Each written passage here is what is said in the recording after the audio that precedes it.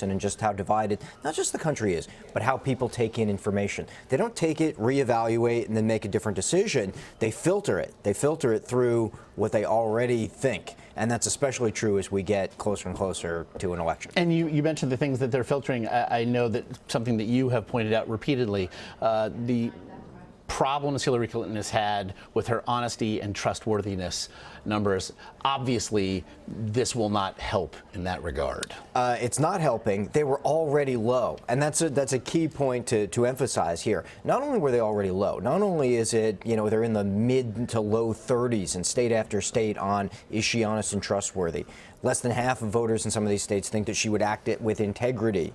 But among her own voters, there's a third of them who say that they don't think she's honest and trustworthy, and they are voting for her anyway. And the reason for that is they're comparing her to what they see in Donald Trump, and they've decided on other metrics, on commander-in-chief test or on experience, that they take her over Donald Trump anyway. So to the point that the emails goes to this honest and trustworthy characteristic, it is already part of their equation in having already picked Hillary Clinton. Our Major Garrett said he was talking to field operatives in some battleground states who a week ago were decidedly glum. They are decidedly less so now, perhaps as it impacts down ballot races. It's almost like we're talking about two elections at this point. And we just heard Anna Palmer of Politico mention this as well. What impact do you think these revelations can have on those down ballot races that 7 days ago Republicans were in dire fear of losing en masse? Republicans will see everybody out there saying, oh, Clinton's leading in the polls, and they will run their Senate campaigns on, well, if that's the case, then let us be a check on Hillary Clinton.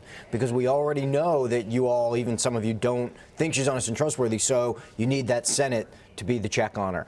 So you start to see that campaign. You see in state after state, Republican senatorial candidates are running well ahead of Donald Trump. So they have a very good chance of holding on. They have an even chance, maybe better, of keeping the Senate. And so you see that in state after state. The other thing, too, though, I would add is there's still a turnout equation here.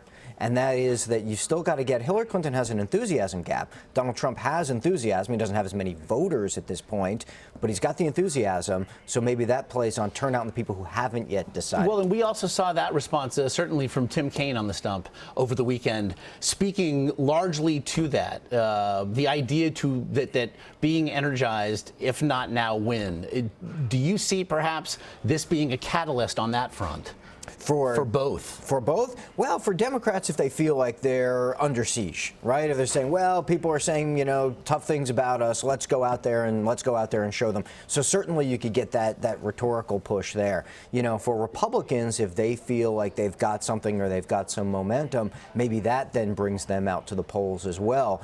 But it's still that top of the ticket. We even asked this in the polling. Are you going to vote for the Senate or the presidential candidate? It's all the presidential candidate. That's what brings people out. That's why turnout's always up in presidential as opposed to midterms. And it's why the down ballot races, meanwhile, are so very fascinating this time around. Yeah. Anthony Salvanto, for 8 more days. You are ours, just to be clear.